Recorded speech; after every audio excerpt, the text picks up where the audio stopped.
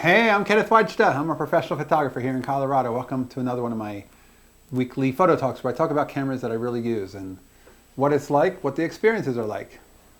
So this is the Rolleiflex that I call the one wearing the gray tuxedo. Because look at that. That is the most beautiful Rolleiflex, I think, of all the Rolleiflexes. Now, I talked about the 3.5F, and that's my favorite Rolleiflex.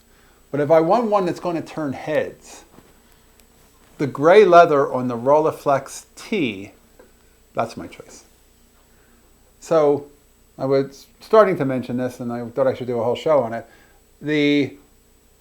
I was walking through a little flea market, and I thought, I'm going to see if I can get portraits of people. But to do it, I'm just going to walk like this. I'm not going to carry it in a case.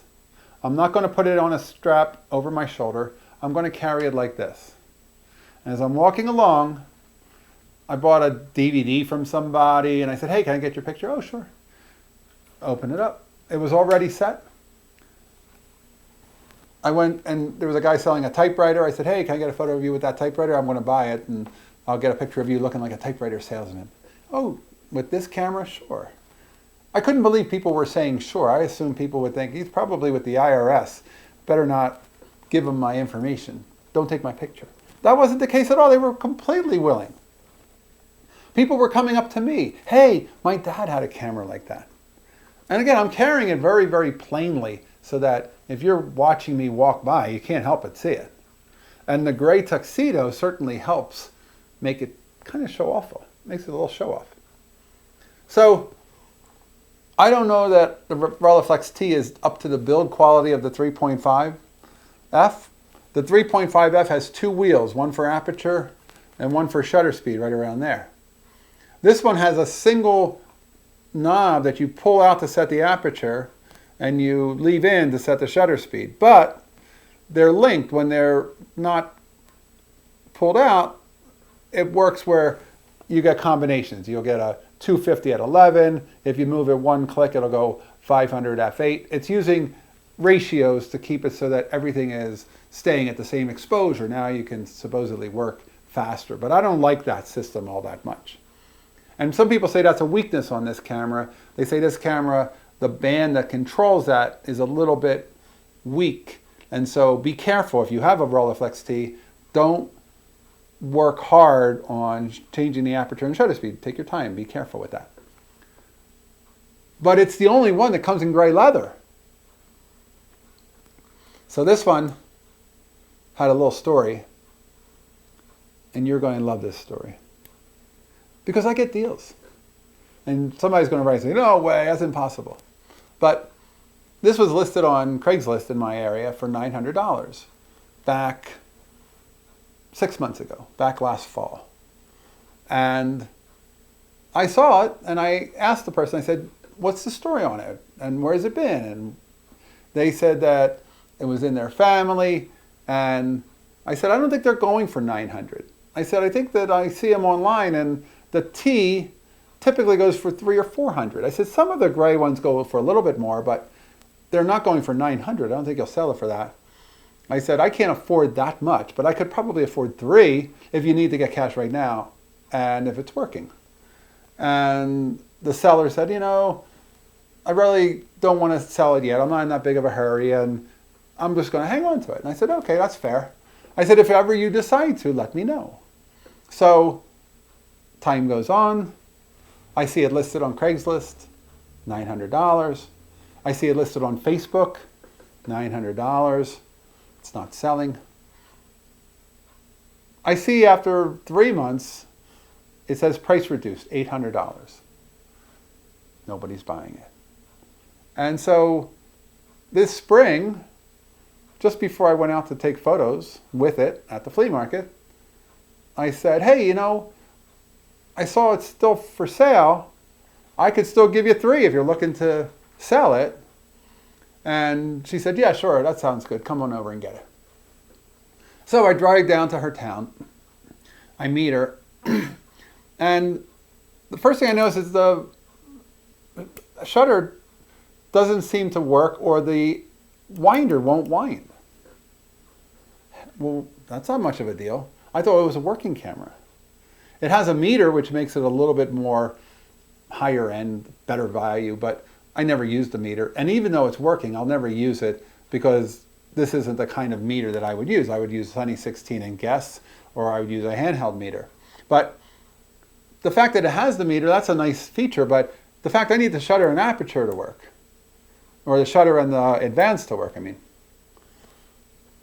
So I said, I don't know what's going on. And I go, also, there's a little knob that is usually on that handle that you can use to turn this, and it's missing the knob. I go, do you know where that knob is? And she said, no, I don't.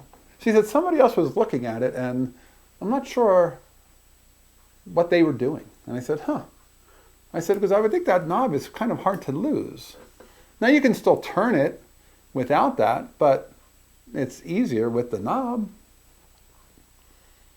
So I started playing with it, and I realized if you release the lock on the shutter button and you press it in, it will fire. But the spring that brings the shutter knob back doesn't work. And you can fire it with the lock on. The lock does nothing. That's a little odd. And it didn't have the button on it. I put a Nikon shutter release button so I'd have something to grab it with. Because the way it works is you can shoot a frame. It works fine. You have to pull it out before you can advance. Because the camera senses it. If the shutter has not been restored to its outer position, it won't advance. That's why it wasn't advancing. So I found out I could make it work. But I have to depress the shutter and pull it back out and then advance it. And again, without that button on it, it was difficult. I had to kind of grab at it. It was not so easy. Now it's much easier. So I said, I didn't know that it was having problems, and there's actually a little chip in the lower corner. I said, I wonder if somebody dropped it. And she says, I wonder if that other person who was looking at it. And I said, I don't know, something's up with it. I said, would you go 150? And she said, how about 200? And I said, how about 175? She said, absolutely, I'd be glad to sell it for 175. So for 175, I got a leather tuxedo-clad Rolleiflex T. And like I said, compared to the Rolleiflex 3.5F, that's a better camera. But this has a great bright viewfinder. It's got a removable finder so you can change it out with prism heads, just like the 3.5F. Those were both made in the same time frame. But the 3.5F isn't the conversation grabber that this is. The 3.5F doesn't get the attention that that gray body gets. And I'm even enamored with it. I just think it's beautiful looking. In the case, there was no camera case for the camera.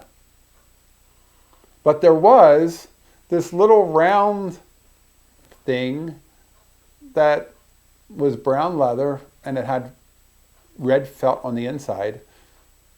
And I looked it up, and you know what that was? That was the cover. So if you have a case for this, they had a separate little snap-on part that covered the meter. And I thought, huh. And those go for $60. So I listed it on eBay, and I sold it for $60. So now I'm down to like $115 or $110 into this camera. I took it to my local repairman, and he said, yeah, somebody really messed it up. It's got some inner linkages that are missing. That shouldn't work. I said, but it does work. He said, yeah, but it doesn't work, and you have to replace this whole knob. There's no just little handle you can get. I go, yeah, but I'm able to make it work. I just push this in, pull it back out, and then wind it, and it works fine. And he said, yeah, but it's not exactly right. I go, it doesn't need to be exactly right. I don't have very much money into it, and it works. And it's beautiful. So, again, I'm a fan of fixing things that are, I don't want to break it. If it were completely destroying it, I wouldn't do it. But he said, well, you could keep using it like that. It'll work. But it's not the way it was meant to work. I said, but as long as I make sure I pull that out before I advance this, and frankly, it won't advance if I don't, He said, yeah, that'll keep working. And I thought, and if ever it doesn't, I can always still come in and get a repair, right? He said, yeah. So I'm like, that's perfect. So that's the Rolleiflex T. I like it. Bright viewfinder screen, great, great bright screen. It has a Tessar lens, not a Zenitar or a planar lens. You may find that you're in a place where people say, oh, those other lenses are much better, they have more elements. A lot of people say that the Tessar lens is optimal with a black and white film. And I'll put a link to the photographs that I did with black and white film at that flea market. You can see for yourself. It's plenty sharp. You can pick up these for a lot less than you can a 3.5F. And if you find one in gray, that's just all that much better if you're looking to get a little bit of attention, meet people, have a camera you can carry around and show off its looks, because it certainly does. All right, that's today's photography talk. If you're enjoying these, hit the subscribe button. If you can support, hit the Patreon. Thanks so much for all who do. I'll be back next week. We'll talk more photography. As always, here's the good light.